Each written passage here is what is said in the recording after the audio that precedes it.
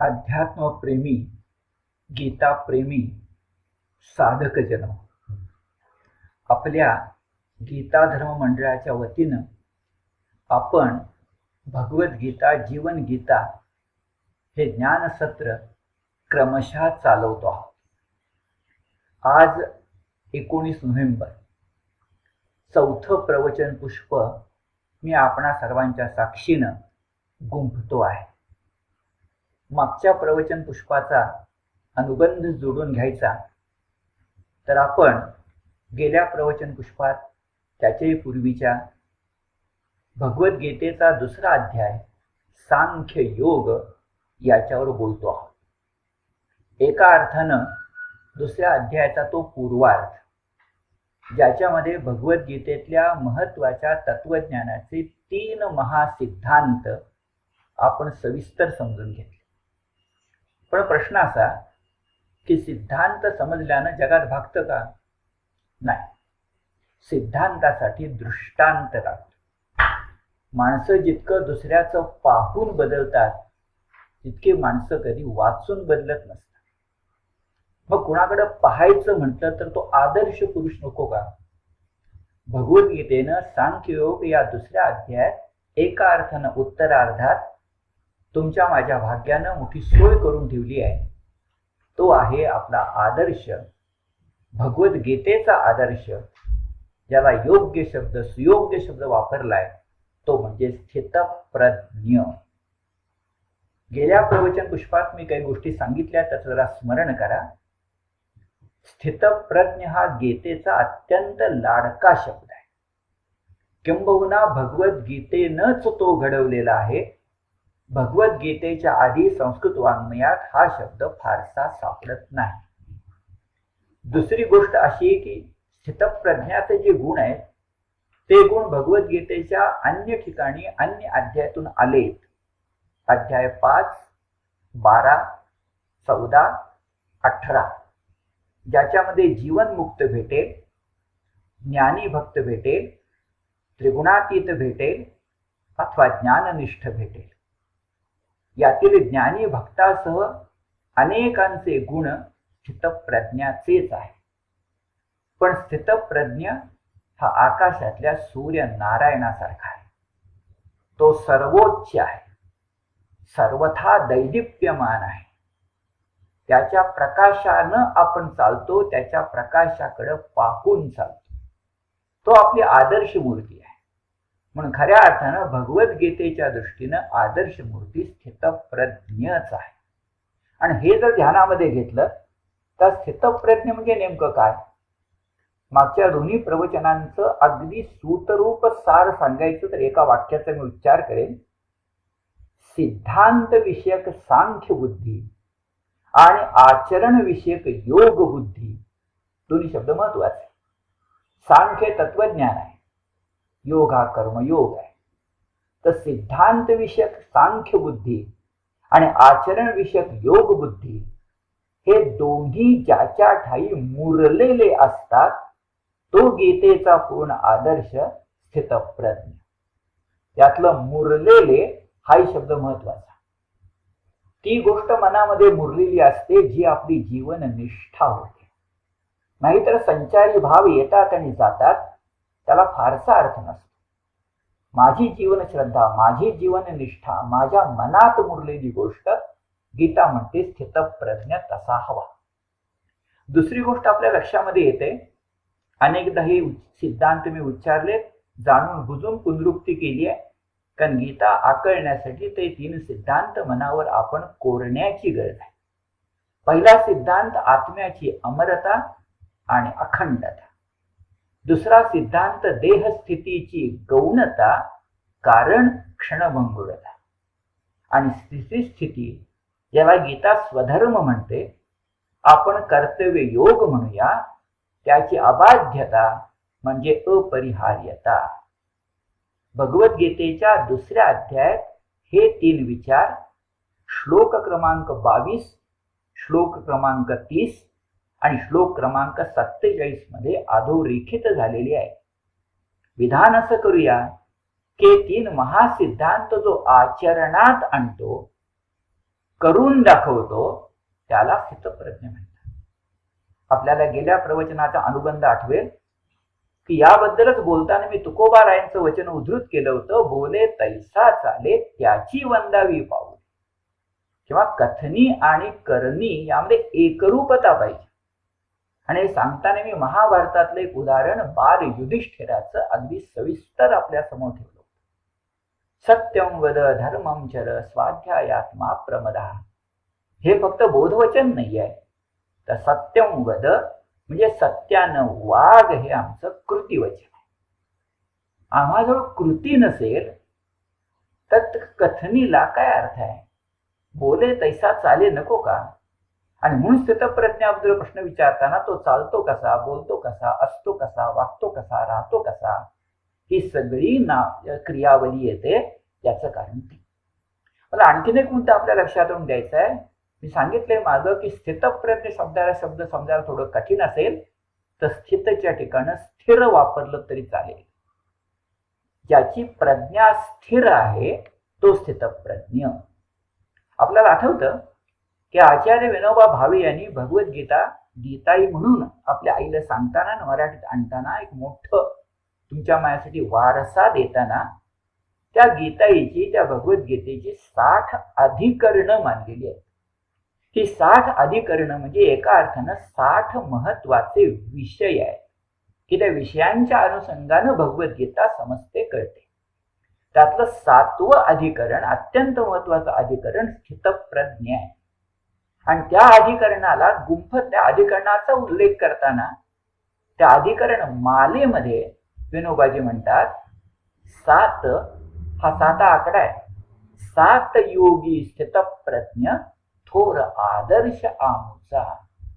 आम्हा सगळ्या साधकांचा थोर आदर्श कोण असेल तर तो थोर आदर्श स्थितप्रज्ञ आहे, हे आचार्य विनोबाजी आपल्याला सांगतात.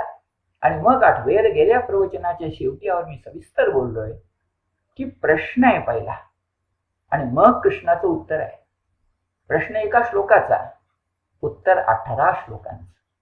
मागं म्हटल्याप्रमाणे गीता हा कृष्णार्जुन संवाद आहे. संवादात प्रश्नही मार्मिक आहे आणि उत्तरही तितकंच मार्मिक आहे. प्रश्न आला, स्थितप्रज्ञस्य का भाषा समाधिस्थस्य केशव, स्थितधिक किम प्रभाषेत किमासीत व्रजेत किम. हे केशवा, अरे समाधी स्थितीमध्ये असणार तो स्थितप्रज्ञ असतो ना, तर कोणाला म्हणायचं स्थितप्रज्ञ? हा बोलतो कसा, राहतो कसा, वागतो कसा, त्याची चाल चलवणूक कशी, म्हणजे आचार कसा, हे मला तू सांग. इथं का भाषा शब्दाचा अर्थ भाषा म्हणजे व्याख्या आणि व्रजेत याचा अर्थ वागतो कसा हे ध्यानामध्ये घ्या. फक्त फिरणे कसा असा अर्थ नाही.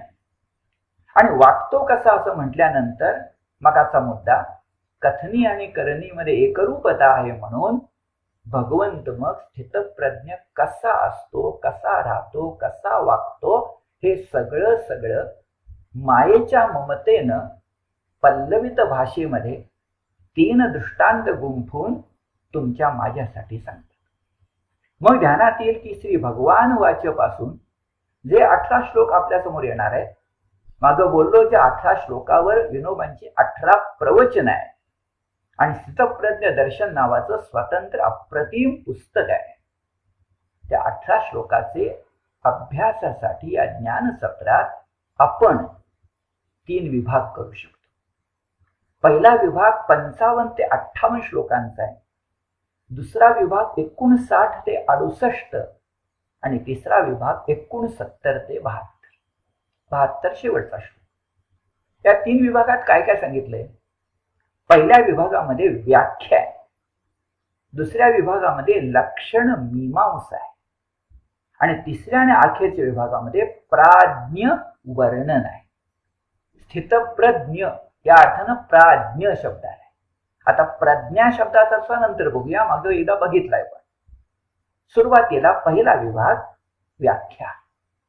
त्या व्याख्येमध्ये आपल्याला 4 गोष्टी भेटणार. त्या तशा गीतेमध्ये पुन्हा पुन्हा आलेल्याच आहेत, कारण गीतेचं ते मर्म आहे. अगदी पहिली गोष्ट अशी, मागे म्हटलंय पुढेही म्हटलंय हे काम क्रोध लोभ ही नरकाची ती दारणा, त्याच्यामधला काम कामना ही टाकली नाही, व्याख्येचा पहिला भाग, ही टाकली नाही अरे तर तो स्थितप्रज्ञ नव्हेच होय. म्हणून कामना विरोध ही पहिली गोष्ट. प्रजहाती यदा कामान सर्वान पार्थ मनोगतान आत्मन्येवात्मना तुष्टा स्थितप्रज्ञस्तदोच्यते. आत्मनी एव आत्मना तुष्टा, जो आत्मानंदात आत्मसुखात अन्य कशात नाही मग्न असतो, अरे त्याला स्थितप्रज्ञ. पण अट काय? अट अशी की सर्वान कामान प्रजहाती, या जगामध्ये भेटणारी सर्व कामना तो त्यागतो, टाकतो, नष्ट करतो. म्हणजे आपण म्हणतो त्याप्रमाणे त्याला कशाची आसक्ती नाही, त्याला कशाची लालसा नाही. ही गोष्ट फार महत्वाची आहे. नाहीतर 3.5 हाताचा हे धारण केला की क्षणोक्षणी आपण लोभाचे बळी असतो, लालसेचे बळी असतो, आसक्तीचे बळी असतो.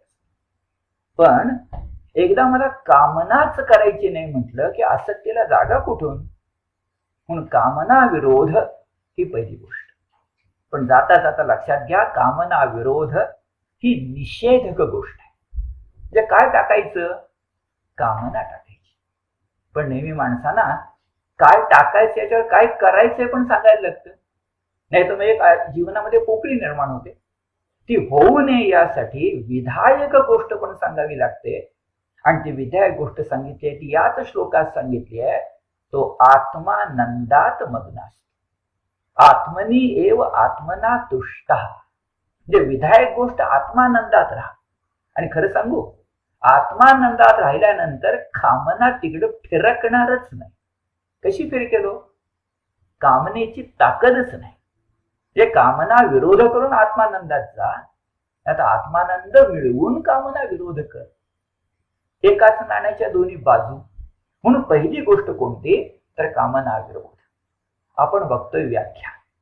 व्याख्येचा दुसरा भाग आहे की फक्त कामना विरोधानं नाही भागणार, तर तुझ्यापाशी पूर्ण संयम पाहिजे. पूर्ण संयम. आपण मानवी जीवनात सुद्धा संयमाची कास धरूया. समर्थ ज्याला विवेकवाद म्हणतात तो संयमच आहे. आणि खरंच मी आपल्याला मनपूर्वक सांगतो, तर संयमाची तुमच्या माझ्या जीवनात वागण्याची गरज आहे. हा, एखाद दुसरा अपवाद सोडा, पण शक्यतो आपलं वागणं, अरे काही गोष्ट घडली की मी उल्हासलो आणि काही गोष्टी घडली की मी उन्मळलो, असं असू नये ना. उल्हासणं आणि उसासणं, उल्हासणं आणि उन्मळणं हा देहाचा गुण आहे, त्रिगुणांचा गुण आहे. पण कधीतरी त्रिगुणातीत होण्याचा प्रयत्न करणार की नाही, त्या दृष्टीने 4 पावलं टाकणार की नाही. म्हणून मी 2 अपवाद म्हटले. अपवाद नाहीच नाही, पण अपवाद नियमाला असतात. नियम आहे पूर्ण संयमाचा. आणि यासाठी पहिलं 2 जर सांगितले सुखदुःख, ते सगळ्यात महत्वाचं. व्याख्या क्रमांक 2, दुःखेष्वनुद्विग्न मनः सुखेषु विगत स्पृहः वीतराग भय क्रोध स्थितधीर मुनिरुच्यते. त्या मुनीला स्थितप्रज्ञ म्हणतात. की पहिली गोष्ट, जो दुःखेषु अन उद्विग्न मनः. दुःखेषु याच्या पोटात सुखेषु पण घ्या, कारण सुख दुःखादी द्वंद्व आहे.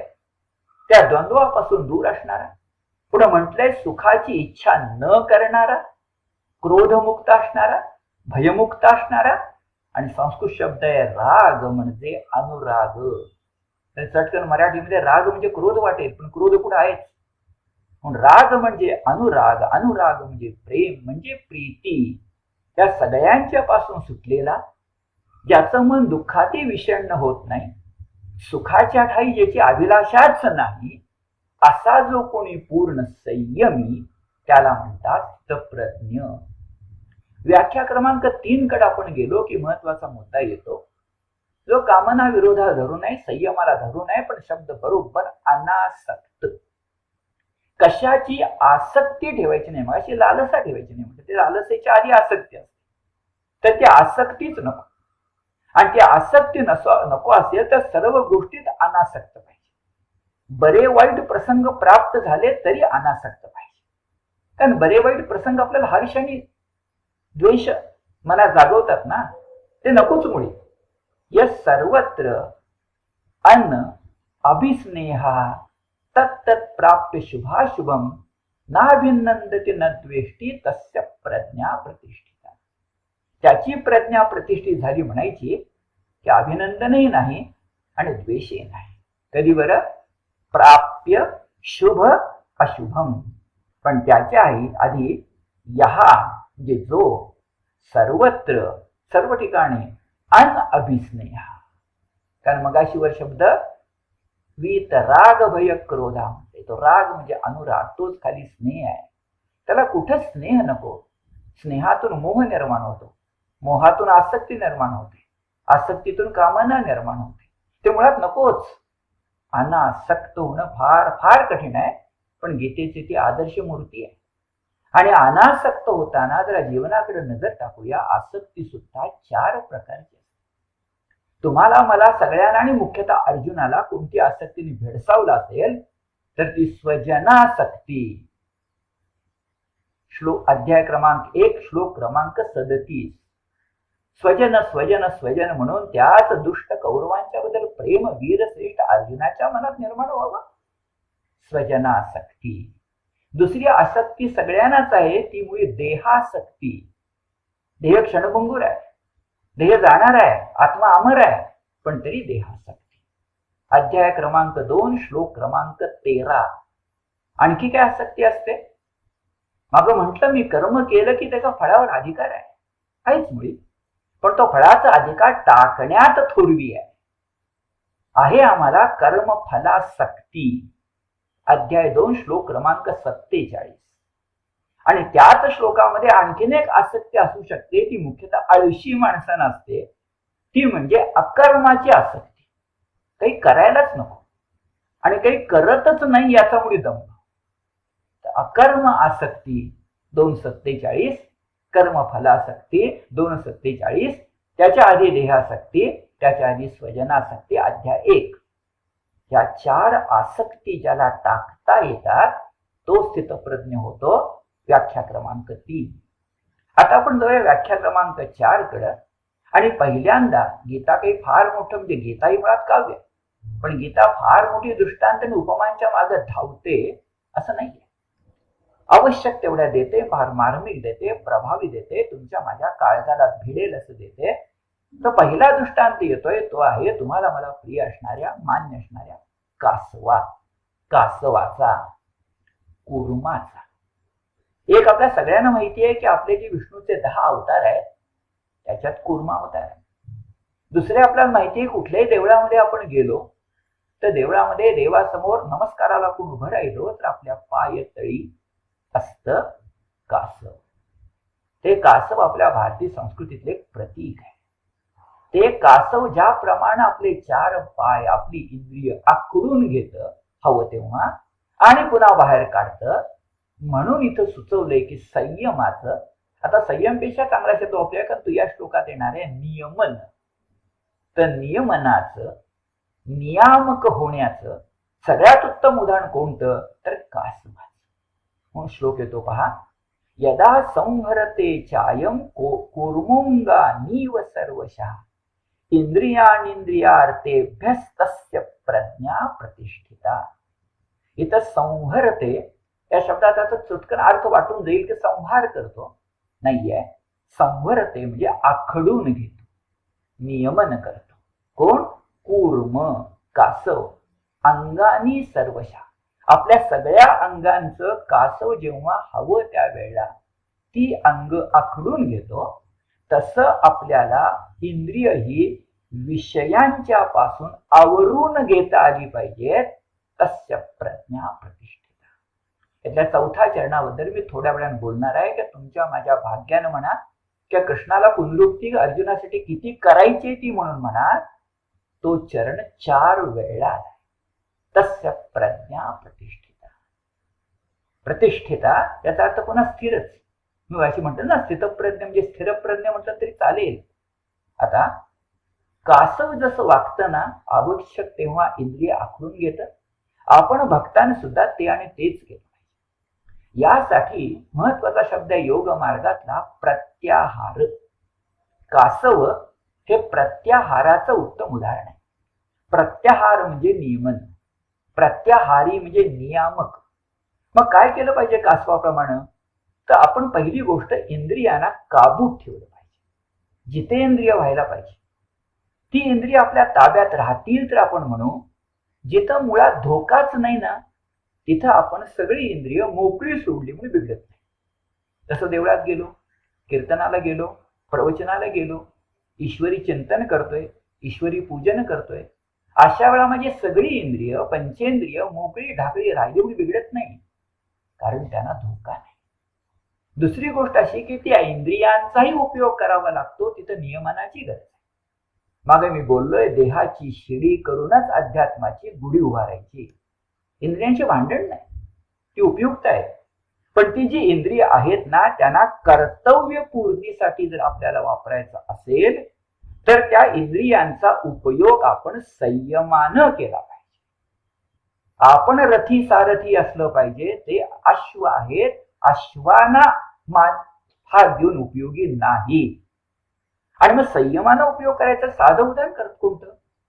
तर माझ्या देहामध्ये ऊर्जा निर्माण व्हायला पाहिजे, मला देह चालवला पाहिजे, म्हणजे मला आत्मज्ञान मिळणार आहे. तर देहाशी आवश्यक गोष्ट म्हणून मी आहार घेतला पाहिजे, पण रसनेंद्रिय म्हणजे रसना म्हणजे जीव मागते म्हणून मी आहार दिला पाहिजे असं नाही. आहार शुद्धी याचे शब्दाचे अर्थ अनेक आहेत. आहार शुद्धी तेव्हा की जेव्हा आवश्यक तेव्हा आवश्यक तेवढं मी माझ्या देहाला पुरवतोय. बरं, ऊर्जेसाठी त्याची गरज आहे. म्हणजे कर्तव्य पूर्तीसाठी इंद्रियांचा उपयोग करा. कासवासारखं वागा, पण कधी संयमानं नियमनानं. आणि तिसरी एक गोष्ट संयमाची महत्वाची आहे की कधी कधी दरवाजाच बंद करता आला पाहिजे, कुलूप लावता आलं पाहिजे. जिथं प्रचंड मोठा धोका आहे, जिथं कामनांचं थैमान आहे, जिथं वासनांचा गदारोळ आहे, त्या ठिकाणी आपण आपली सर्व इंद्रिय ओढून घेतली पाहिजे, दरवाजा बंद केला पाहिजे. विषयाचा उपभोग माझ्या आसपास फिरकणारच नाही, त्याची छातीच होणार नाही, कारण मी स्थितप्रज्ञ, कारण मी कासवाचा आदर्श ठेवतो. कासव यासाठी आहे. इथं लक्ष या ठिकाणी व्याख्या पूर्ण झाली आणि 4 गोष्टी आपल्याला कळल्या. प्रत्याहार कळलं, अनासक्त कळलं, पूर्ण संयमी वृत्ती कळली आणि त्याच्या आधी कामना विरोध कळला. हा कामना विरोध करताना काय करावं लागेल? तर सगळ्यात मोठी गोष्ट सांगू, जीभ ताब्यात ठेवली पाहिजे. एक खाण्यासाठी आणि बोलण्यासाठी सुद्धा. आणि त्या जिभेचा नेमका संदर्भ पुढच्या श्लोकामध्ये येणार आहे. ज्ञानदेव त्या ठिकाणी काय आपल्याला वेगळं सांगणार आहे. आणि इथून मग 59 पासून माशी म्हटल्याप्रमाणे 68 पर्यंत दुसरा विभाग सुरू होणार. आणि तो दुसरा विभाग आहे तो म्हणजे लक्षण मीमांसा. खरं जर बोलायचं तात्विक दृष्ट्या तर एखाद्या गोष्टीचं लक्षण सांग जे मीमांसाच करावी लागते. पण आपला मी शब्द जोडून वापरतोय, लक्षण मीमांसा. माझी व्याख्या झाली. आता लक्षण, आणि ती लक्षण किती श्लोकात आहेत बघा, 59 ते 68. आता त्या श्लोकांच्याकडे जायच्या पूर्वी मगाशी जो मुद्दा सांगितला तो अनुबंध जोडून घेऊन जाऊया. माझी म्हटलं ना की भगवंत तुमच्या माझ्यासाठी पुनरुक्ती करतो, तस्य प्रज्ञा प्रतिष्ठिता. हा अर्धा चरण किती वेळा यावा? श्लोक क्रमांक 57, श्लोक क्रमांक 58, श्लोक क्रमांक 61, श्लोक क्रमांक 68. तस्य प्रज्ञा प्रतिष्ठिता. आणि इथं मग प्रज्ञा शब्दाचा अर्थ जो मागं बोललोय तो पुन्हा एकदा आठवणीत घेऊया की प्रज्ञा शब्दाचा अर्थ सामान्य बुद्धी नाही, तर सामान्य बुद्धीहून अधिक त्याच्यामध्ये अर्थ आहे. तिला प्रज्ञा म्हणतात जी आत्म्याला अभिमुख असते.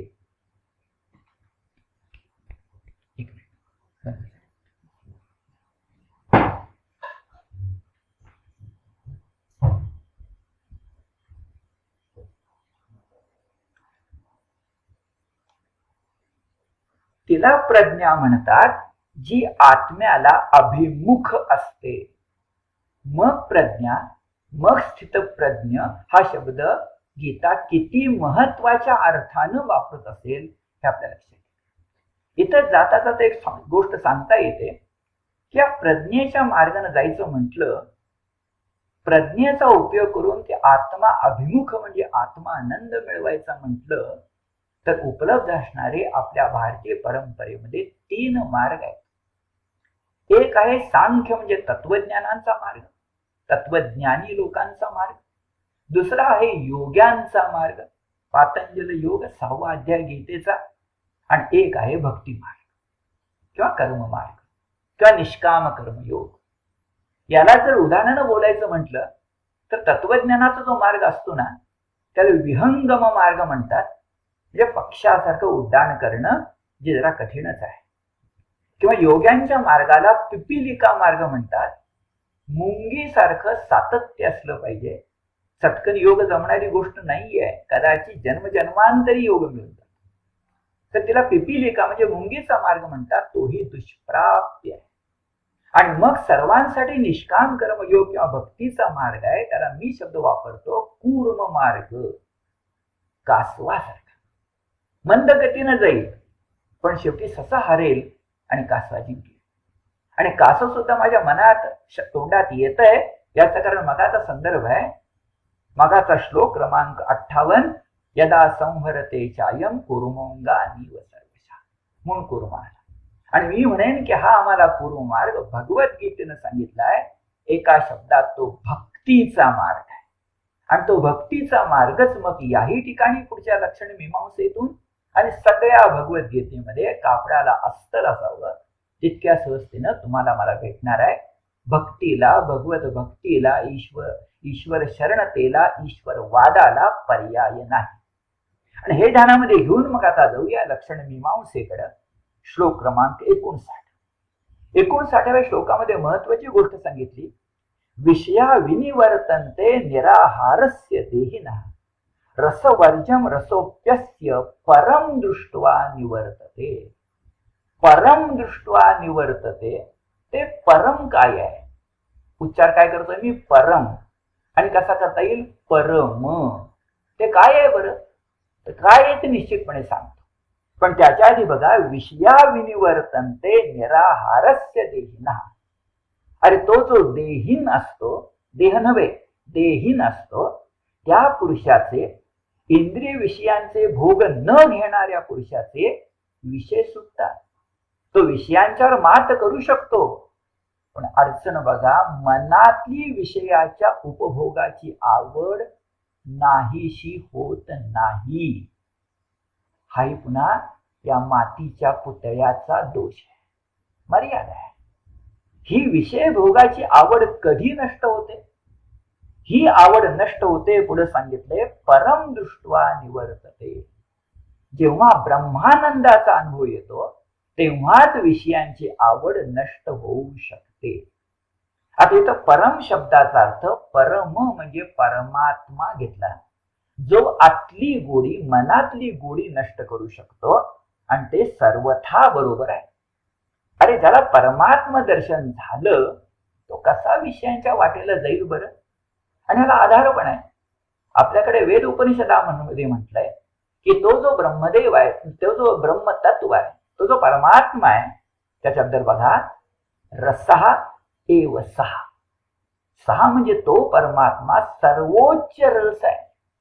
नाहीतर काव्यात आम्हाला नवरस भेटतात, आहारामध्ये आम्हाला षड्रस भेटतात, पण रसः एव सः, तो परमोच्च सर्वोच्च असा जो अद्वितीय आहे तो परमात्माच आहे. गोष्ट अगदी खरी की त्या परमदृष्ट्वा निवर्ततेमध्ये परमच दर्शन घडल्याशिवाय घडणार नाही. पण आधी रसवर्जम रसोप्यस्य याच्यावर ओव्या लिहिताना का एकूण या सबंध श्लोकावर लिहिताना माऊलीनं आपल्याला आणखीन एक गोष्ट लक्षात आणून दिली जाता जाता, आणि मला वाटतं ते अत्यंत वास्तव आहे. असं बघा, एखाद वेळेला आपले सगळ्या गोष्टीतले रस आटतात, पण रसनेचा रस कधी आटतो असं घडत नाही. म्हणून अशी म्हटलं, जीव ताब्यात पाहिजे खायला आणि बोलायला. अशा वेळेला त्या रसनेचा रस देहधारी माणसाचा जात नाही, पण तो सुद्धा ब्रह्मानंद प्राप्त झाल्यानंतर गेला, असे ज्ञानदेवांना कदाचित सुचवायचं असेल. आपण प्रत्यक्ष पहा. मात्र आणखीन एक गोष्ट, मगाशी मी भक्तीचं अस्तर म्हटलं, त्या दृष्टीनं आत्ताच्या श्लोकावर बघताना आपण थोडं किंचित विषयांतर करून मी काही गोष्टी सांगतो. मगाशी म्हटलं की भक्तीनच तर परम असणारा रसएव सहा भेटणार आहे ना, ती भक्ती जर आपल्याला करायची असेल, चित्तप्रयत्न हे आपल्याला कूर्म मार्गाने म्हणजे भक्तीच्या वाटेने जायचं असेल, तर दोन गोष्टींची नितांत गरज आहे, दोन साधनांची नितांत गरज आहे. एक म्हणजे आपल्याला मगाशी चित्तप्रज्ञाचे व्याख्या सांगताना सांगितलं ते वैराग्य हवं, आणि दुसरी गोष्ट मी आता बोलतोय ती भक्ती हवी. वैराग्यावर बोलूया. वैराग्य शब्दामध्ये मूळ विरागी शब्द आहे किंवा विराग शब्द आहे. विराग मध्ये वि हा उपसर्ग आहे, राग याचा अर्थ प्रेम आहे. आता वि या उपसर्गाचा अर्थ काय करायचा? मागच्या प्रवचनातून आपल्याला आठवत असेल की मी सांगितलं स्वधर्म हा विगुणा असला तरी परधर्मो भयावहा. इथं विगुणाचा अर्थ दोषयुक्त असा न घेता वीचा अर्थ विशेष गुण असा घेतला तर बिघडत नाही किंवा चालतं. तसंच मी तर म्हणणार आहे, विरागी याचा एक अर्थ विगत राग आणि एका अर्थ विशेष राग. विगत राग म्हणजे ज्याचं राग म्हणजे प्रेम विगत म्हणजे निघून गेले आहे, म्हणजे ज्याच्या मनात वासनांकित जगाबद्दल पूर्ण अप्रीती आहे आणि परमात्म्याबद्दल प्रीती आहे, तो आहे विगत राग. अरे पण या जगाबद्दल अप्रीती ही झाली निषेधक गोष्ट. माझं विधायक गोष्ट ही पाहिजे, म्हणजे मला भगवंताबद्दल विशेष राग, अनुराग, प्रेम पाहिजे. आणि ते पाहिजे असेल तर मला मुख्यतः पहिल्यापासून सांगितलेली गोष्ट वासना जिंकल्या पाहिजे. शब्द स्पर्श रूप रस गंध या गोष्टी मोठ्या सुंदर आहेत, त्यानं जीवनाला रंग रूप रस चव येते मान्य. पण त्यासाठी कुर्मुंगानी व सर्वशः मला ते सगळं ताब्यात ठेवलं पाहिजे. नाही तर काय घडतं? संतांनी उदाहरण दिलंय की अरे या 5 संवेदनापैकी एक एक संवेदना त्या प्राण्याचा घात करते. मग 5ही संवेदना ज्याला सुदैवानं प्राप्त झाल्या त्या मनुष्य प्राण्याचा घात किती होईल बरे? शब्द स्पर्श रूप रस आणि गंध याच मालिकेमध्ये 5 उदाहरण लक्षात ठेवा. हरिण, हत्ती, पतंग, मासा आणि भ्रमर यांचा घात कोण करत असेल तो वरच्या पंचसंवेदना. उदाहरणार्थ त्यातली दुसरी संवेदना स्पर्शाची आहे, प्रेमस्पर्शाची आहे, आणि हत्तीणीच्या प्रेमस्पर्शानच हत्ती सापडला जातो, पकडला जातो. ही गोष्ट लक्षात ठेवा. आणि असंच 5 संवेदनांचं 5 उदाहरणांचं आहे. मग प्रश्न असा की एका स्पर्श संवेदनेनं हत्तीसारख्या प्राण्याचा घात होऊ शकतो, तर पंचसंवेदनांच्या स्पर्शानं, पंचसंवेदनांच्या संस्पर्शानं माणसाचा केवढा घात होईल बरं? म्हणून याच्या पलीकडे जाण्यासाठी भक्तीची गरज आहे. आणि भक्तीची गरज आहे म्हणूनच म्हटलं परम दृष्ट्वा निवर्तते. अरे ते सगळं नाश पावतं, विनाश पावतं, केवळ परम दृष्ट्वा, अन्य काहीही ज्या जगामध्ये नाही, हा भारतीयांचा सिद्धांत आहे. आता पुढे जेव्हा आपण लक्षण मीमांसा करतोय तेव्हा लक्षामध्ये अशी येईल की काय करायला पाहिजे. तर पुढच्या श्लोकामध्ये म्हटलंय, फार महत्वाचं आहे, गद्यात सांगतो. अरे अर्जुना, ही जी विषय वासना आहे ना, ती सामान्य माणसाला छळते. एवढंच नाही रे बाबा, ती विद्वानालाही छळते, तत्वज्ञानालाही छळते. आणि म्हणून पुढच्या श्लोकामध्ये म्हटलंय की तो विद्वान पुरुष, सामान्य नव्हे, विद्वान पुरुष कितीही प्रयत्न करत असला तरी ती दांडगी इंद्रिये त्याचं मन भलतीकडे जबरदस्तीने ओढून नेतात. कोणाच्या बाबतीत? विद्वानाच्या. मग सामान्य माणसाचं काय होईल? आणि त्या सामान्य माणसाचं विद्वानाचं काय म्हणजे पुढे एकदा सांगितलंच आहे. पाण्यातल्या नौकेसारखं तुम्हाला ओढून नेलं जाईल. पण इथं विद्वानासाठी मुद्दाम सांगितलंय. नाहीतर कायनेकांना असं वाटून जातं की मला आत्मज्ञान होण्यासाठी आधी तत्वज्ञान कळलं, की तत्वज्ञान कळलं म्हणून मला आत्मज्ञान कळणार, म्हणून मला आत्मानुभव येणार. त्या आत्मज्ञान आणि आत्मानुभवात जरा दरी आहे. हे लक्षात घेतलं नाही की तो विद्वान आता म्हटल्याप्रमाणे अडकून पडतो. अनुभूती साक्षात्कार या गोष्टीसाठी कष्ट वेगळे करावे लागतात, फक्त विद्वत्तेनं भागत नाही. आणि मग लक्षात येईल की हे तर झालंच, पण पुढच्या श्लोकामध्ये म्हटलंय की हे सगळं करताना, आता भक्तीचं आहे सरळ, हे सगळं म्हणून भक्तीचं अस्तर म्हणतोय. अरे हे सगळं करताना भगवंत म्हणतात तुझी जी कर्म आहेत ना, ती सगळी कर्म आपण सहजपणे जो शब्द उच्चारतो तेवढं कर. काय म्हणतो आपण? श्रीकृष्णार्पणमस्तु. तर कृष्णाला अर्पण कर. भगवंत तेच म्हणतायत, मला अर्पण कर. बघा, तानि सर्वाणि संयम्य युक्त आसीत मत्परा वशेही यस्येंद्रियाणि तस्य प्रज्ञा प्रतिष्ठिता. आता वशेही यस्येंद्रियाणि हे किती वेळा सांगायचं? इंद्रिय ताब्यात आहे, ताब्यात आहे, ताब्यात सांगून झालं ना. म्हणून सुरुवातीला ते एक वेगळी गोष्ट सांगितली आहे की अरे इंद्रिय ताब्यातून नाही भागणार. मागपासून जे सांगतोय तो समत्व योग तुला जमला पाहिजे, तू योगी व्हायला पाहिजेस. म्हणून तिथे शब्द येतोय युक्त. तू युक्त असलं पाहिजे, तू योग युक्त असलं पाहिजे. तर दुधात साखर घातल्यासारखं तू मतपरा असलं पाहिजे. म्हणजे तू भगवंताला शरण गेला पाहिजे. याके काय काय झाल्या? एक इंद्रिय संयमन, दुसरी अट काय झाली? समत्व योग कळणं, आणि तिसरी अट काय झाली? मतपराहा. म्हणून यामध्ये योगयुक्त होऊन इंद्रियांचं संयमन करून माझ्याकडंच म्हणजे भगवान श्रीकृष्णाकडे मन स्थिर कर. आणि एवढं जर तू करशील तर मग म्हणतात अरे हे सगळं इंद्रिय स्वाधीन घेणं नव्हतं. म्हणून इंद्रिय ज्याच्या स्वाधीन वशेही यस्येंद्रियाणि तस्य प्रज्ञा प्रतिष्ठिता. पण फक्त इंद्रिय संयमावर भागणार नाही हे कळावं म्हणून आधी सांगितलंय. आणि अनुबंध जोडायला तिसरी गोष्ट इंद्रिय संयमनाची सांगितली आहे. गीता ही अतिशय वास्तवनिष्ठ आहे. गीतेवर आपण चिंतन करत गेलो की शब्द शब्द पद पद आपल्याशी बोलत जातात. इथपर्यंत आपण आलो तर ध्यानामध्ये येईल की लक्षण मीमांसेचा एका अर्थात निम्मा भाग संपला. कारण याच्या पुढे एक विषय चक्र सांगितले, याच्या पुढे दुष्ट चक्र सांगितले. आणि त्या दुष्ट चक्रामध्ये अनेक गोष्टी वाईट कशा घडत जातात या येणार आहेत, आणि त्या क्रमानं आहेत. आणि त्या क्रमानं येताना महत्वाची गोष्ट लक्षात येते की एक अनर्थ परंपरा आहे. कशी अनर्थ परंपरा आहे बरं? तर सुरुवातीला आहे विषय वासना. एकदा विषय वासनेचं दुष्ट चक्र निर्माण झालं की पहिली गोष्ट विषय संग. हे सगळं मी श्लोकाच्या आधारे पुन्हा सांगतो, पण आता ऐका. विषय संग, विषय संघातून काय निर्माण होतं? काम वासना. काम वासनेतून काय निर्माण होतं? तिच्याबद्दलची अतृप्ती. अतृप्ती आली की आला क्रोध. क्रोध आला की समोहाचा पाश, नुसता मोह नाही, समोहाचा पाश. त्याच्यातून येतं आत्मतत्वाचं विस्मरण, आणि त्याच्यातून येतो आत्मनाश नव्हे सर्वनाश.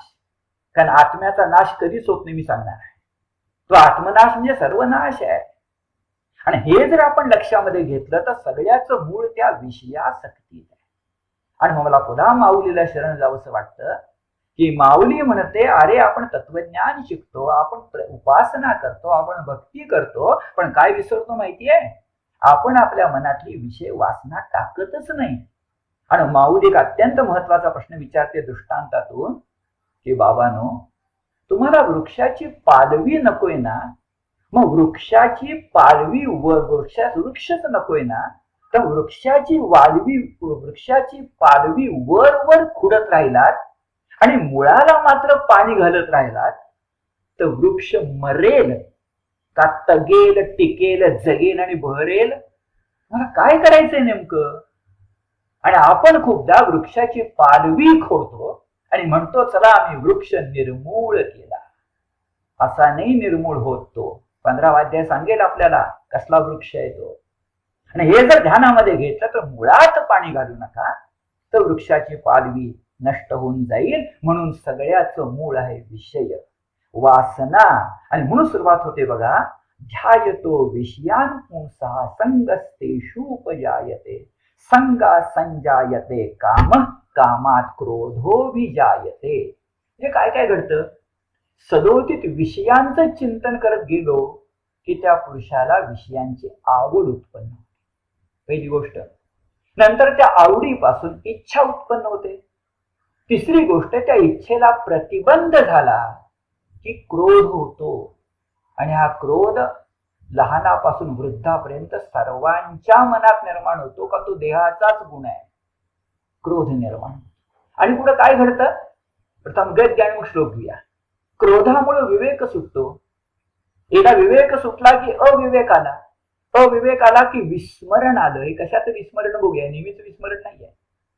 हे विस्मरण झालं की निश्चयात्मक बुद्धी संपली, व्यवसायात्मिका बुद्धी संपली, समत्व योग संपला, निष्काम कर्मयोग संपला. आणि हा संपला की मग बुद्धिनाशात प्रणश्यती.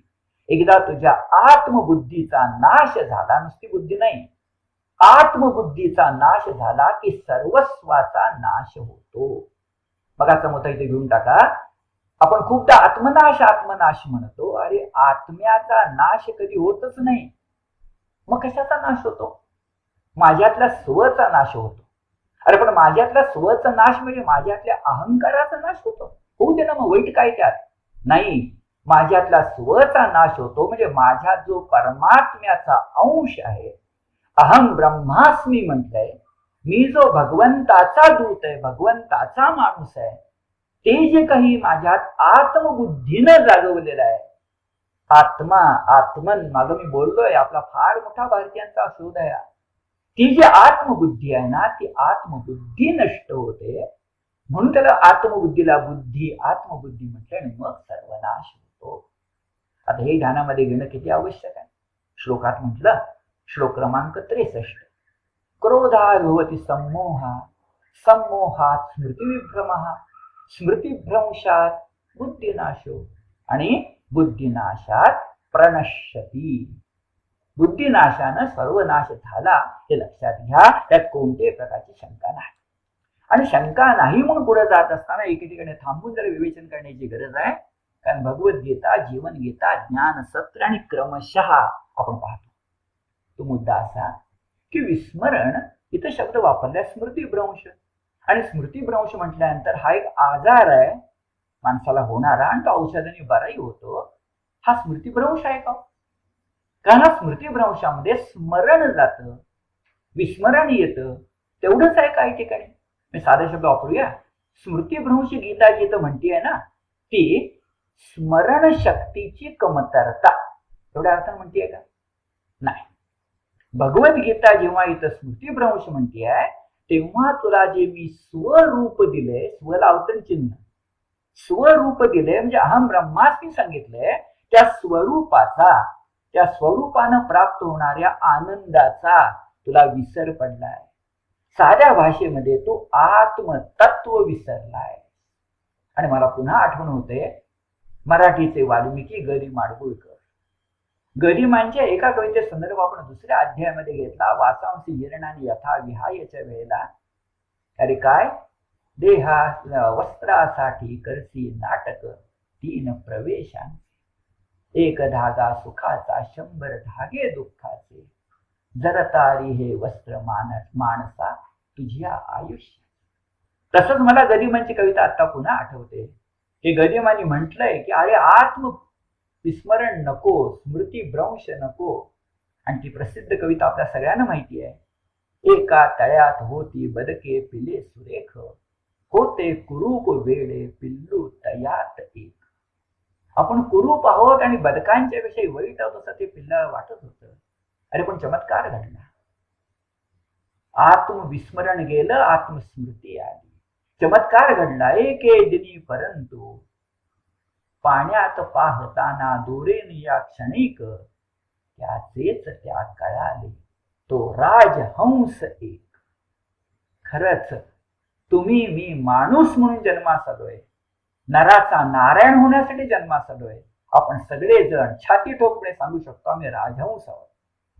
आणि आपल्याला अध्यात्मात एक सोय आहे की खरंच योग्याला हंस म्हणतात, परमहंस म्हणतात.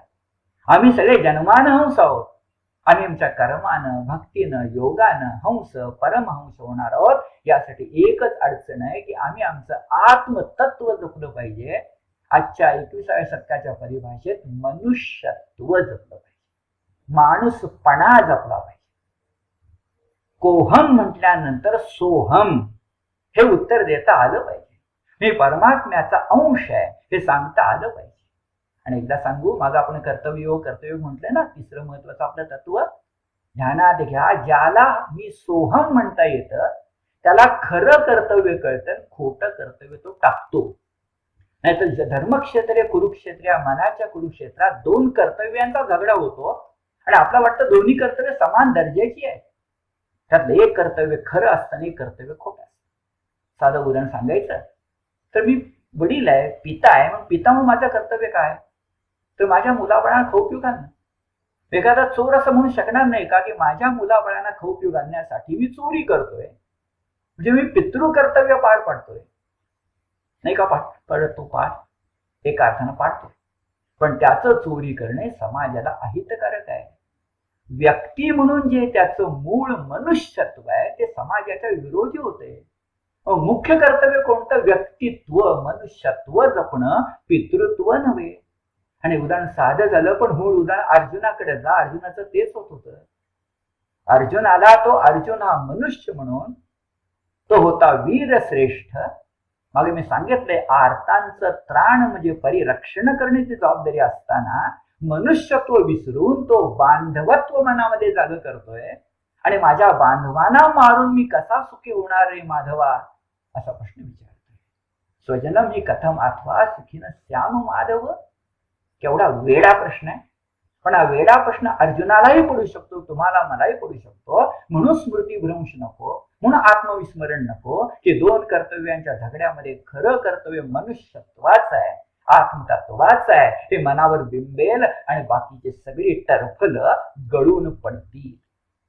हे ध्यानामध्ये घेऊन आपण पुढे चाललो की मग काय बरं सोपा मार्ग आहे विषय वासनेवर नियंत्रण. म्हणजे दुसऱ्या भाषेत बोलूया, ते अंतःकरण माझ्या स्वाधीन. स्वाधीनच्या उलट शब्द आहे पराधीन. आपण खूपदा परस्वाधीन म्हणतो, म्हटलं म्हणून बिघडत नाही, पण स्वाधीनच्या उलट पराधीन आहे. आणि मग आत्मतत्व ज्याचं जाग होतं त्याचा देह त्याच्या स्वाधीन असतो, पराधीन नसतो. म्हणून आत्मतत्व जाग करा. हे आत्मतत्व जाग करा ह्यासाठी पुन्हा सांगितले बघा की काय कर बाबा. तर पुढं म्हटलंय, पहिली विषय नियमन, दुसरी गोष्ट आत्मतत्व जागरण, की तिसरी गोष्ट तुला मिळणार आहे ईश्वरी प्रसाद प्रदान होणं.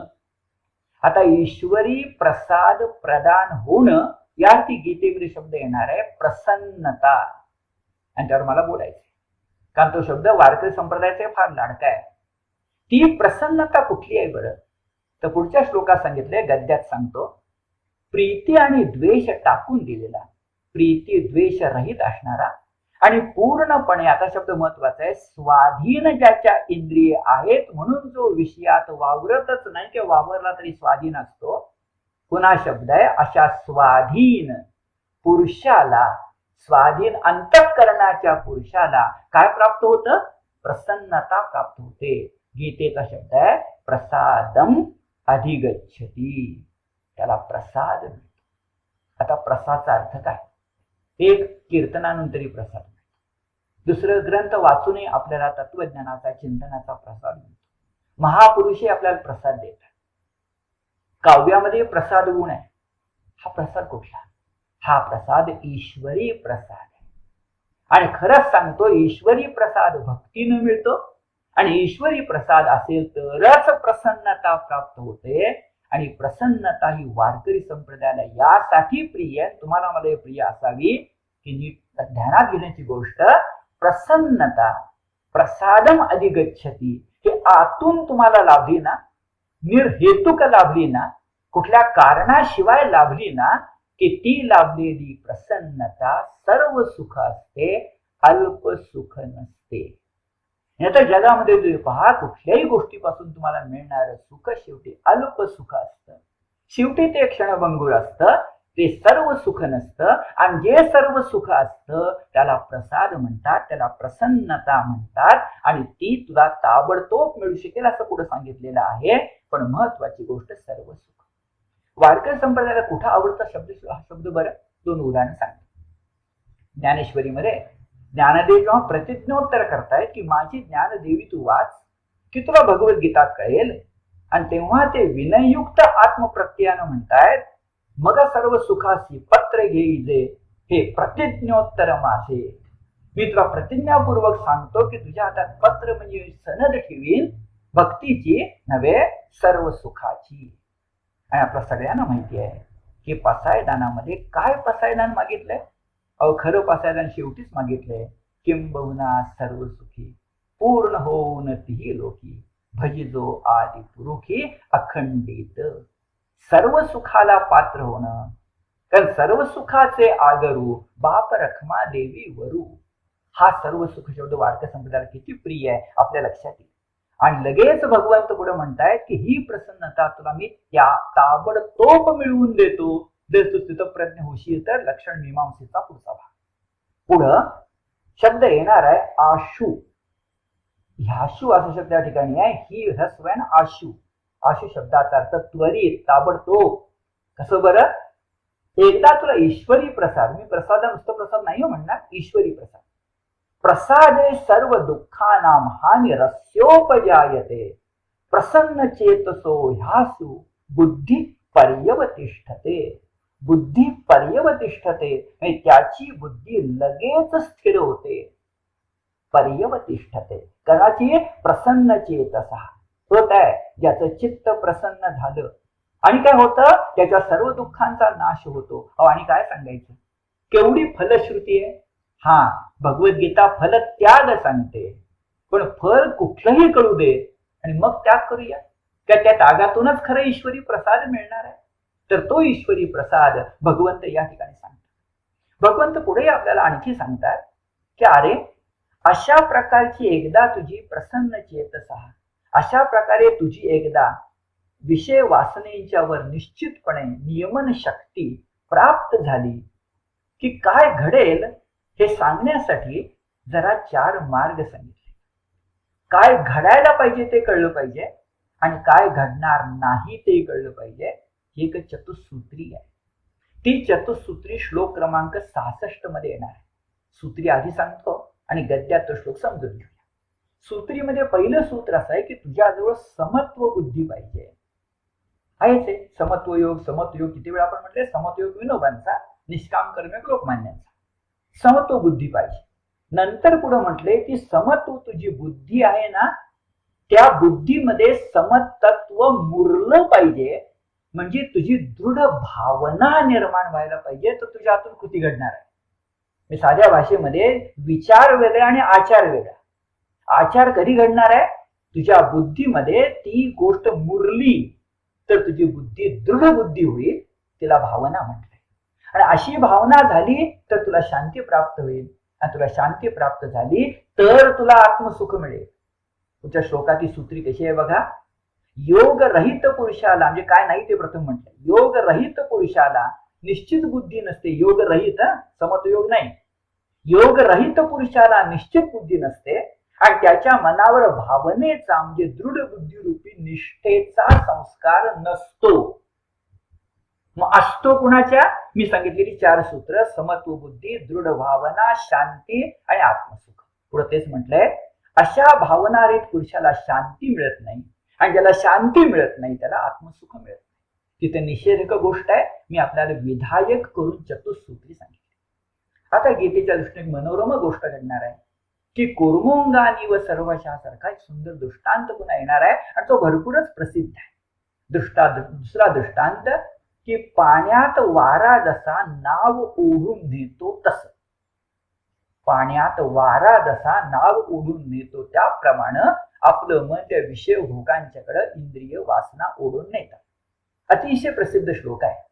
इंद्रियाणां हि चरतां यन्मनोन विधीयते तदस्य हरति प्रज्ञां. कशी? दृष्टांतकार वायुर्नाव मिवांभसी. त्याची प्रज्ञा अंभसी वायु नावम इव हरती. हे लक्ष. आणि कोण हरती? मनः. ते मन त्याचं त्या प्रज्ञेला, त्याच्या बुद्धीचं हरण करून येतो. म्हणजे साध्या भाषेत बघा, कारण ते मन विषयाकडे धावणाऱ्या इंद्रियांच्या पाठी धावत सुटतं. ते मन म्हणजे विषयासक्त झालं.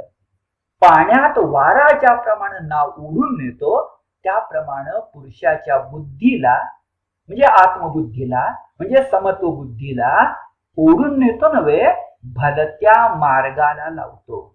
यासाठी पुढच्या श्लोकात येणार आहे की जितेंद्रिय होण्याची गरज आहे. पुन्हा मागचाच मुद्दा, इंद्रिय ताब्यात येण्याची गरज आहे. आणि यासाठी एक वेगळा मुद्दा येणार आहे, या निशान सर्वभूताना. जरा विपरीत गोष्ट लक्षात घ्यायची आहे, जगापेक्षा विपरीत. त्याच्या आधी या दृष्टांताकडे जर गेलो तर दृष्टांत तो सुंदर आहेच मुळी, पण या दृष्टांताला सुद्धा आणखीन एक अनुबंध आहे. तो अनुबंध असा की असंच काहीच रूपक कठोपनिषदामध्ये आलेलं आहे.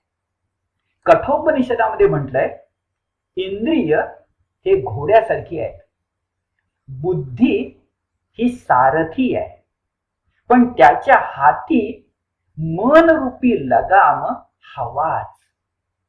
मनाला किती किंमत आहे बघा. मन हा लगाम आहे, सारथ्याच्या हातात आहे. बुद्धी हा सारथी आहे आणि पुढे असणारी इंद्रिय घोडे आहेत. घोडे कळले, सारथी कळला, पण सारथ्याच्या हातात लगाम नसेल तर हे उपयोग नाही. घोडे भरकटतील, रथही भरकटेल, देही भरकटेल. देहावर मात करता आली पाहिजे. हे कठोपनिषदामध्ये म्हटलंय की मनाचा लगाम ताब्यात पाहिजे. हे दुसऱ्या भाषेत सांगितले, तदस्य हरती प्रज्ञा वायुर्नाव मिवांभसी. इथं मला आणखीन एक गोष्ट सांगायची की पुढच्या श्लोकामध्ये जितेंद्रिय हवा हे तर म्हटलंच आहे, पण हे करताना तू इंद्रियांना आवरून धरलं पाहिजेस, त्या इंद्रियांचाही सदुपयोग केला पाहिजेस, म्हणजे तू कर्मयोग केला पाहिजेस. हे सूचित केले. सूचित केले शब्द लक्षात घ्या. पुढच्या श्लोकामध्ये म्हटले, अर्जुना, म्हणून इंद्रियांच्या विषयापासून ज्याची इंद्रिये सर्व बाजूनी आवरून धरलेली आहेत, त्या माणसाची बुद्धी स्थिर होय, तस्य प्रज्ञा प्रतिष्ठिता. आता सुचवलेल्या भागातून एक अत्यंत महत्वाचा मुद्दा विनोबांनी मांडलाय, तो आपण लक्षात घेऊया.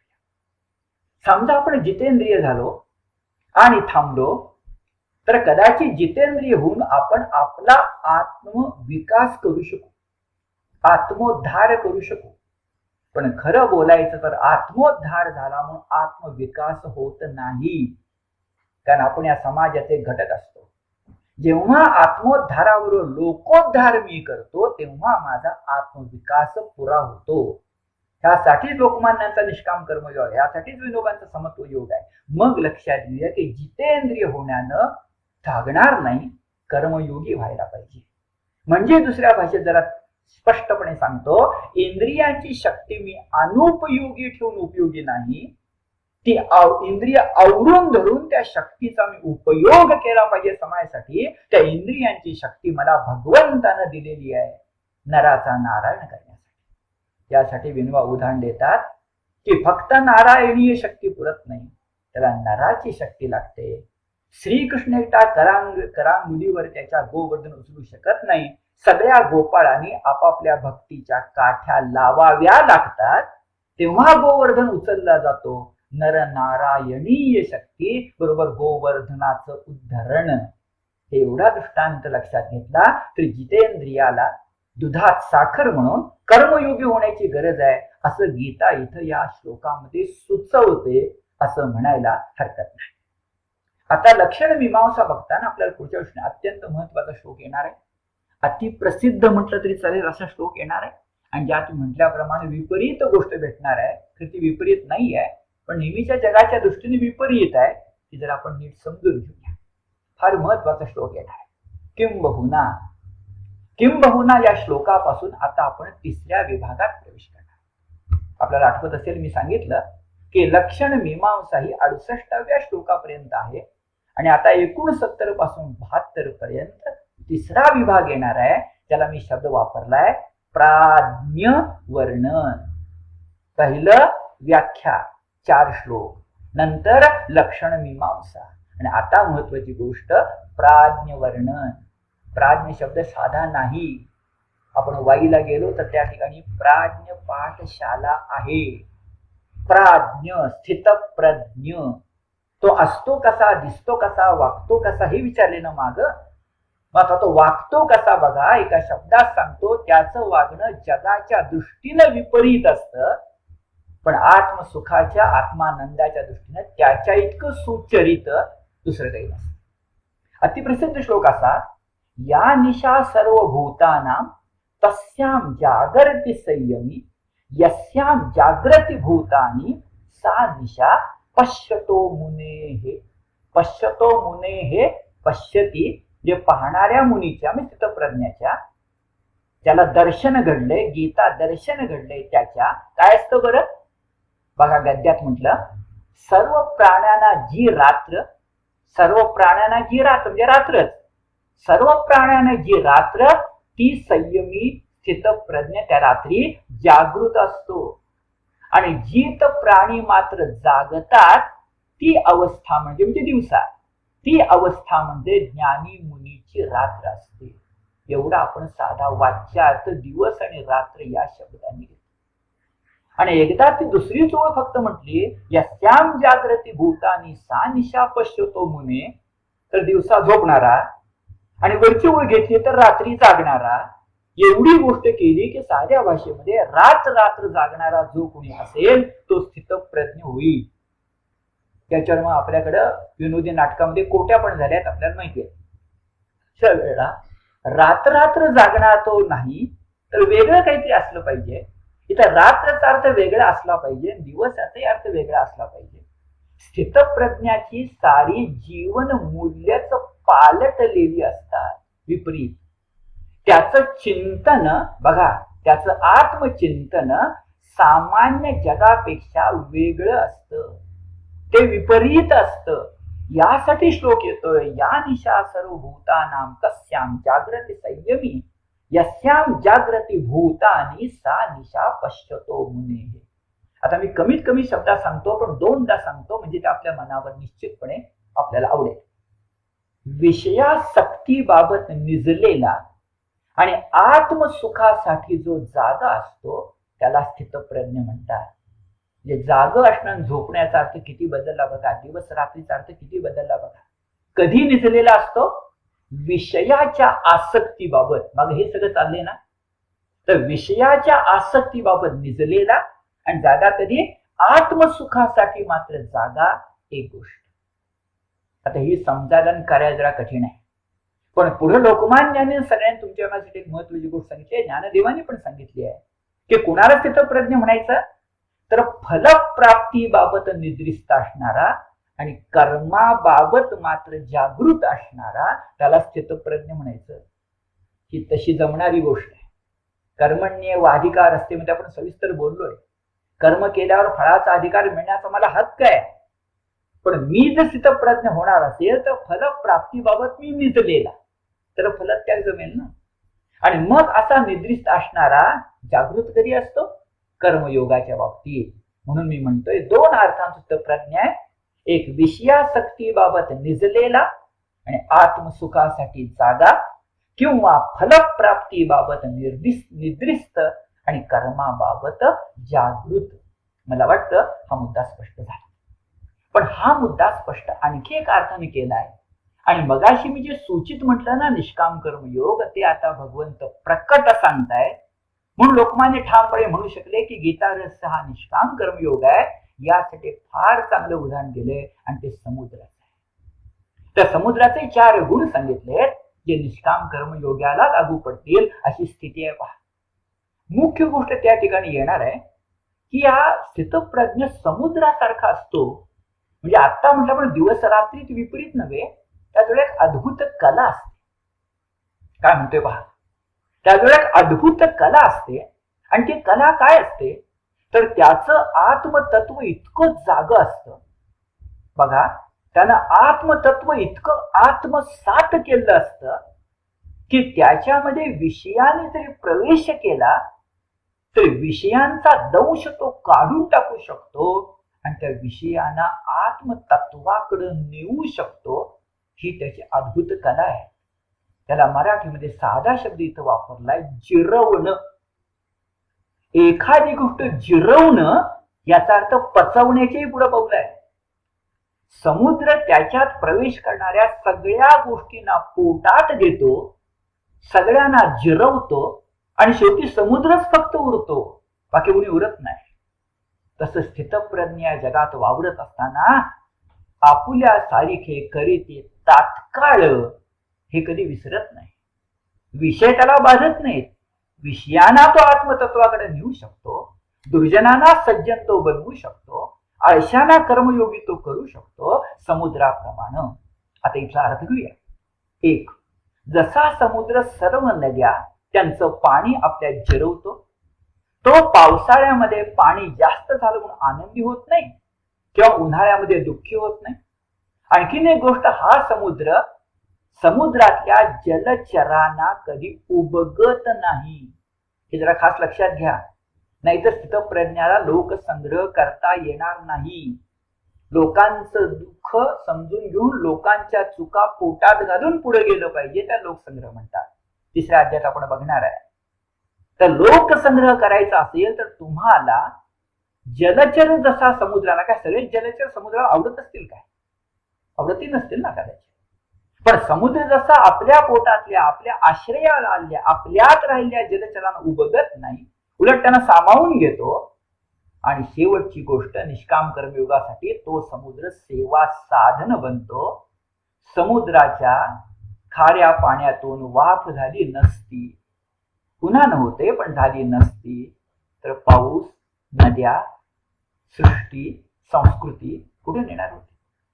समुद्र जी सेवा करतोय त्याला तोड नाही, म्हणून तर असेल समुद्राला सर्व तीर्थांचं तीर्थ महातीर्थ म्हणतात, पुण्यतीर्थ म्हणतात. आता जे मी बोललो ते सगळे त्या श्लोकात आहे पहा. आपूर्यमाण मचल प्रतिष्ठम समुद्र मापहा प्रविशन्ति यद्वत् तद्वत् कामा यम प्रविशन्ति सर्वे स शांती मापनोती. कोण नाही बरं? न काम कामी. ज्याप्रमाणे चोहूकडून पाण्याची भर पडत असताही आपली मर्यादा आढळ राखणारा, समुद्राचे केवढे आपल्याला उपकार आहेत बघा.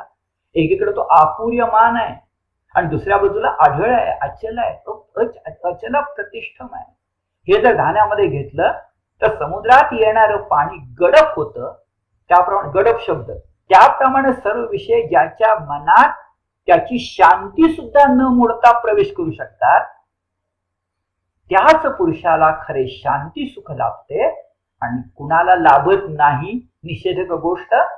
जो उपभोगाची इच्छा करतो, निष्काम नाही सकाम करतो, उपभोगाची इच्छा करणाऱ्याला ते शांती सुख मिळत नाही. न शांती मापनोती कामकामी. हे ध्यानामध्ये घेण्याची नितांत गरज आहे. आता हे ध्यानामध्ये घेतल्यानंतर भगवद्गीता पुन्हा एकदा त्याच्या पद्धतीनं दृढीकरण म्हणतो ना आपण गीता संथा वर्गात, जसं दृढीकरण करण्यासाठी आणखी काय करतेय बघा. ती म्हणजे पुन्हा एकदा 4 सूत्र सांगतेय, जी आता सांगितली आहेत ती. कसा असावा स्थितप्रज्ञ बरं? तो स्थितप्रज्ञ एक, आसक्ती टाकलेला असावा. तो स्थितप्रज्ञ इच्छा विरहित म्हणजे निरिच्छा असावा. तो स्थितप्रज्ञ ममत्व शून्य आणि निरभिमानी असावा. ममत्व याचा अर्थ मोह. आणि एवढं सगळं करून जर तो कर्तव्य करत असेल कर्मयोग, तर त्याला शांती प्राप्त होते. बघा, विहाय कामान्य सर्वान पुमांश्चरते निस्पृहा निर्ममो निरहंकारा स शांतीमध्ये गच्छति. मग अशी शांती अशी देऊन गेला आत्मशांती. ती आत्मशांती त्याला प्राप्त होते की जो आसक्ती सोडतो, निरीच्छ होतो, ममत्व शून्य आणि निर्भिमानी होतो आणि कर्तव्य करतो, त्याला शांती मिळते. आता ही शांती कसली? या शांतीला अत्यंत महत्वाचा शब्द भगवंताने वापरलाय आणि त्याला ब्रह्मनिर्वाण म्हटलंय. त्या शांतीला अत्यंत महत्वाचा शब्द वापरलाय, त्याला ब्राह्मी स्थिती म्हटलंय. तो जिवंत असताना स्थितप्रज्ञ असतो आणि भगवंतात लीन झाल्यानंतर स्थितप्रज्ञ असतो. 2 शब्दावर बोलणार आहे मी, एक ब्राह्मी स्थिती आणि ब्रह्मनिर्वाण. दोन्हीत किंचित फरक आहे, पाहूया. म्हणून तर ते 2 शब्द आलेत ना श्लोकामध्ये. पण आधी बघूया, ज्याच्यावर आता भर देऊया की काय बरं. तर असं म्हणूया की भगवंतच आता एखादा कुशल शिक्षक ज्याप्रमाणे उपसंहार करताना आपल्या विद्यार्थ्यांना आतापर्यंत काय सांगितलं हे 3-4 शब्दात सांगतो. तर स्थितप्रज्ञाची स्थिती काय? शब्द बघा, स्थितप्रज्ञाची स्थिती काय? तो प्रज्ञ कळला. ती स्थिती काय हे भगवंतानं स्वतः सांगितलं. एषा ब्राह्मी स्थिती पार्थ. हे अर्जुना, इतका वेळ तुला मी जी स्थिती सांगितली ना, तिला तत्वज्ञानाच्या भाषेमध्ये ब्रह्मयुक्त म्हणजे ब्राह्मी स्थिती म्हणायचं. इथं स्थिती शब्द लक्षात घ्या. मी थोड्या वेळानं वृत्ती वेगळी आहे आणि स्थिती वेगळी आहे हे सांगणार आहे. वृत्ती येते आणि जाते, स्थिती कायमची असते, मनुष्यत्व. स्थिती अखंड असते, वृत्ती येते आणि जाते. कुणाप्रमाणे? ज्ञानदेवाने सुंदर दृष्टांत दिलाय. ते विचारतात, अरे सूर्याच्या घरी प्रकाश असतो, सूर्याच्या घरी प्रकाशच असणार. पण ज्ञानदेव विचारतात की समजा सूर्याच्या घरी दिवा लावला नाही तर प्रकाश नाही, असं कधी घडतं का? ते दिव्याची गरज आहे का? सूर्य हा स्वयंप्रकाशी आहे. तशी ब्राह्मी स्थिती स्वयंप्रकाशी आहे. ती स्थिती आहे, वृत्ती नाही. आता थोड्या वेळात जरा 3-4 मुद्द्यांनी बघायचं. विनोबानी गीता प्रवचनात स्वादिष्ट प्रज्ञ दर्शनात त्यावर भर दिलाय, वेदोर प्रवचनात भर दिलाय. पण त्याच्या श्लोक पुरा करूया. एषा ब्राह्मी स्थिती पार्थ नैनाम प्राप्य विमुह्यति स्थित्वा स्यामंत कालेपि ब्रह्म निर्वाण मृच्छति. हे पार्था, ब्राह्मी स्थिती ती हीच. ही प्राप्त झाली असता योगी मोह पावत नाही. मोह मोह मोह, अर्जुनाला मोहच झालाय, दुसरं काही नाही. गीतेचं प्रयोजन आणि गीतेचा उपसंहार एकच आहे, मोह विनाश. न एनाम प्राप्य विमुह्यति. ते प्राप्त झालं ना की न विमोह तुला होणार नाही. आणखी काय होईल? नीट बघा. स्थित्वा श्यामंत काले, म्हणजे अस्याम स्थित्वा, कोण? आपण. अंतकाले, माणसाला सगळं होय मरणाचं आहे. मरणाच्या क्षणी काय होईल? पण त्या मरणाच्या क्षणी सुद्धा ब्राह्मी स्थिती जाणार कुठून? दिवा लावला म्हणून सूर्याच्या घरात प्रकाश नाही असं कधी घडेल का? आणि यालाच म्हणतात की ही जी तुला अंतकालाला सुद्धा ब्राह्मी स्थिती प्राप्त होईल. बघा, अंतकालाला सुद्धा जी ब्राह्मी स्थितीला प्राप्त होईल त्याला ब्रह्मनिर्वाण म्हणतात. आणि ते रुच्छती म्हणजे त्या ब्रह्मनिर्वाणाची इच्छा करण्यासाठी ब्राह्मी स्थिती, आणि त्या ब्राह्मी स्थितीच्या मागे स्थित प्रज्ञ, आणि तिथं प्रज्ञाच्या मागे सांगितलेले सगळे 18 श्लोक. किती सुंदर साखळी, किती सुंदर फुलांची माळ भगवंताने गुंफली आहे हे बघण्यासारखं आहे. ती ब्राह्मी स्थिती आहे, ती सदैव ब्रह्मरूपच आहे. त्याच्यात मरणाचं भय नाहीच मुळी, उलट अमृतानंद आहे. अरे मरण अहंकाराचं असतं म्हणून तुकोबाराय म्हणतात आपुले मरण पाहिले माडोळा. आणि तेच तुकोबाराय सांगतात की ब्राह्मी स्थिती असते म्हणून आनंदाच्या डोळे आनंद तरंग, आनंदाची मन आनंदाची अंग. ते ध्यानामध्ये आपण घेतलं की महत्वाची गोष्ट अशी की ब्राह्मी स्थिती ब्राह्मी स्थिती ब्राह्मी स्थिती. आता शेवटचे 5-7 मिनिटं की ज्याच्यामध्ये आपण ही जी आता स्थिती सांगितली आणि वृत्ती नाही म्हटलं, हे स्थित प्रज्ञाचं काय सामर्थ्य आहे बरं. पण त्याच्याकडे जायच्या पूर्वी एक 2-4 गोष्टी आणखी महत्वाच्या बघूया. आणि शेवटचा 5वा मुद्दा, ती स्थिती आहे वृत्ती नाही, हे ध्यानात घेऊया. आधार विनोबांचा. पहिली गोष्ट अशी की विनोबाजी पुन्हा पुन्हा सांगतात की बाबांनो, ही जी स्थिती आहे ना स्थित प्रज्ञाची, ती अखंड आहे. साधा शब्द अखंड आहे, त्याच्यात खंड नाही. आणि त्याची प्रज्ञा म्हणजे प्रज्ञा आहे ना, ते शब्द आहे ती अलिप्त आहे, ती तटस्थ आहे. हे शब्द साध्या अर्थाने घेऊ नका. अलिप्त म्हणजे लेप नाही, आणि तटस्थ म्हणजे प्रवाहात वाहत चालला नाही. तो तटस्थ, तो अलिप्त, तो खरा बुद्धिनिष्ठ आहे, तो खरा बुद्धिजीवी आहे. तो बुद्धीचं महत्व ओळखतो आणि म्हणून तो बुद्धीचं ओळखतो. आता बुद्धी म्हणजे आत्मबुद्धी, बुद्धी म्हणजे साम्य बुद्धी. म्हणून तो या जगामध्ये अचूक निर्णय करू शकतो. उदाहरण सांगितलं जातं, मला पलीकडचं योग्य दिसायला पाहिजे असेल तर मी काचेतनं पलीकडचं बघितलं पाहिजे, तर जे आहे ते मला दिसेल. समजा डोळ्यावर मी निळा चष्मा चढवला तर मला सगळे सज्जनच दिसतील, आणि काळा चष्मा चढवला तर मला सगळे दुर्जनच दिसतील. निळा चष्मा म्हणजे भूत दयेनं बघायला हरकत नाही. जे जे भेटे भूत ते ते मानिजे भगवंत, बरोबर. पण माझी स्थिर प्रज्ञा काचेतून पलीकडचं बघेल, तटस्थपणे बघेल, अलिप्तपणे बघेल, तर माझी बुद्धी कर्तव्य आणि अकर्तव्याच्या बाबतीमध्ये नीट निर्णय करू शकेल. पहिला मुद्दा. दुसरा मुद्दा असा की हा जो स्थितप्रज्ञ आहे ना, त्याला नुसतं प्राज्ञ म्हणतात. आणि प्राज्ञ शब्दाचा अर्थ तत्वज्ञानामध्ये भक्त असंही आहे. आता भक्तांची स्थिती भिन्न भिन्न प्रकारची असते. जे प्राज्ञ भक्त असतो, आत्मानुभव घेतलेला असतो, साखर शब्द लिहिलेला नव्हे, साखरेची गोडी कळलेला असतो. आणि हे जर असेल तर आणखी संस्कृत साहित्यातून आपल्याला दिसतं की भक्तांचे आणखी काही रूप दिसतात. ती भक्तश्रेष्ठ असतात, पण जगात वावरताना त्यांची रूप ही बाल उन्मत्त पिशाचवत असतात. ती त्यांना शोभतात, पण विनोबाजी म्हणतात की ती आदरणीय आहेत, अनुकरणीय नाहीत. आणि अनुकरण करायचं असेल तर स्थितप्रज्ञाचं केलं पाहिजे, कारण त्याचा पूर्ण विकास झालाय. आपल्याला आत्मविकास करायचा आहे, फक्त आत्मोद्धार नाही, आपला लोकोद्धार करायचा आहे. वृत्तवाद वेदातला. आणि आपल्याला जर तिकडे जायचं असेल तर अनुकरणीय काय आहे? स्थितप्रज्ञ. आणखीन एक आहे, आपण आदर्श उच्च ठेवायला नको का? आदर्श उच्च ठेवायला पाहिजे. कदाचित आपला वाटेल माझ्या मर्यादेच्या पलीकडे तो आहे, पण असला तरी आदर्श उच्चच पाहिजे. सानेगुरूंच्या भाषेत तो सूर्यासारखाच पाहिजे. काय लोकमान्य टिळकांनी दिलेलं उदाहरण सांगतो, तो ध्रुव ताऱ्यासारखा. लोकमान्य टिळकांनी म्हटलंय की ध्रुव ताऱ्यासारखा जर असेल आपल्या जीवनातला आदर्श, तर जहाजांची मोठी छान स्थिती सांगितली. ते म्हणतात, जहाज जेव्हा समुद्रातून प्रवास करतात तेव्हा ती ध्रुव ताऱ्याकडे म्हणजे विशिष्ट दिशेकडे बघून प्रवास करतात. जहाजांना ध्रुव ताऱ्यावर पोचायचं नसतं, जहाजांना जमिनीवरच्या एखाद्या बंदरावर पोचायचं असतं. पण ध्रुव ताऱ्याकडे बघितल्यानं दिशा कळते आणि दिशा चुकण्याचा धोका कमी होतो. म्हणून खलाशी ध्रुव ताऱ्याकडे बघतो. तसं गीतेनं तुम्हाला मला ध्रुव तारा दिलाय, तो म्हणजे स्थितप्रज्ञ. वाटेल आपल्याला की तो आपल्या शक्तीच्या सामर्थ्याच्या बाहेर आहे, तो बाहेर नाही. ज्याच्या पाठीशी गीता आणि योगेश्वर श्रीकृष्ण आहे त्याला अशक्य काही नाही.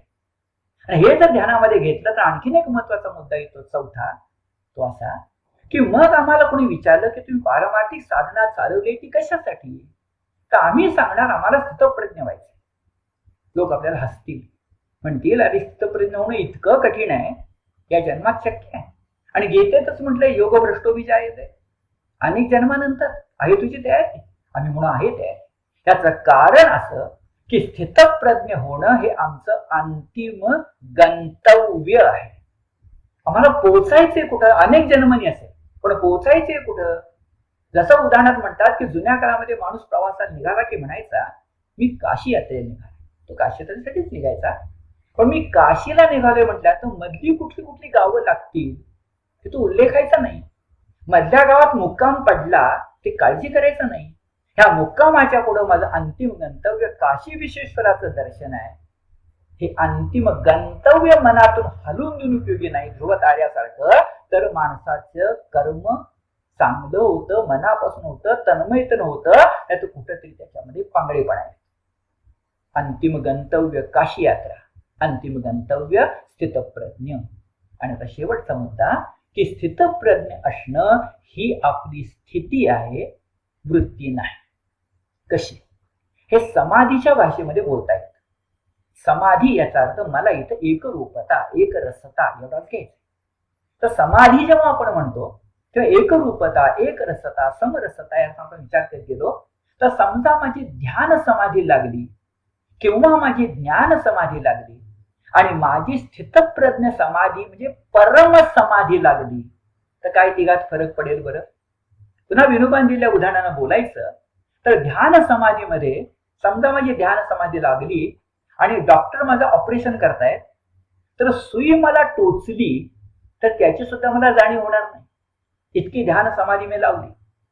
आणि पुढे म्हणताय तुझी जर ज्ञान समाधी असली तर त्या ज्ञान समाधीमध्ये तू सुई टोचली याची चिंता करणारच नाहीस, पण ज्ञान समाधीत तू डॉक्टरशी चर्चाही करू शकशील. आणि पुढे म्हणताय की हे तुझ्या देहाच्या बाबतीत जमलं तुला ध्यान समाधी आणि ज्ञान समाधी, पण तुझ्या देहाच्या बाहेर जे अन्य देह आहेत त्यातही भगवंत आहे. हे जर तुला पाहिजे असेल, म्हणजे सर्वत्र आत्म्याचं दर्शन तुला घ्यायचं असेल, म्हणजे संतश्रेष्ठ एकनाथाच्या भाषेमध्ये परम समाधी तुला हवी असेल तर तुला स्थितप्रज्ञ होण्याशिवाय दुसरा पर्याय नाही. कारण स्थितप्रज्ञमुळी अहम ब्रह्मास्मी, जे जे भेटे भूत ते ते मानिजे भगवंत, हे मनुष्यत्व या स्थितीचा बोध करून देत. आता मगाचा मुद्दा लक्षात येईल की स्थितप्रज्ञ असणं, परमसमाधी मिळणं म्हणजे ज्ञानी स्थिती आहे, आत्मज्ञानी स्थिती आहे. मगाशी सांगितलेली ध्यान समाधी आणि ज्ञान समाधी ही वृत्ती आहे, वृत्ती आहे त्यावेळची. अशी वृत्ती म्हणजे जगात वावरताना असते. म्हणजे मी शिक्षक आहे, माझी वृत्ती आहे. मी पालक आहे, माझी वृत्ती आहे. ह्या माझ्या वृत्ती आहेत, त्या येतील आणि जातील. मी शाळेत शिक्षक असेल, घरात पालक असेल, एकच शिक्षक घरात पालक असेल, वृत्ती येतील आणि जातील. पण तो शिक्षक आणि तो पालक सर्व ठिकाणी मनुष्य असेल, कारण मनुष्यत्व ही त्याची स्थिती आहे. आणि स्थिती ही अशी असल्यामुळं ती शुद्ध स्थिती म्हणजे मनुष्यत्व हे तुला ज्ञान समाधी ध्यान समाधीने मिळणार नाही, तर स्थितप्रज्ञाच्या परम समाधीने मिळेल. ही गीतेची भूमिका आहे, हीच वारकरी संतांची भूमिका आहे. ही स्थिर प्रज्ञा आहे, त्याला स्थितप्रज्ञ म्हणतात. एवढं बोलून मी थांबतो. आत्ताची प्रवचन सेवा श्रीकृष्णार्पणमस्तु.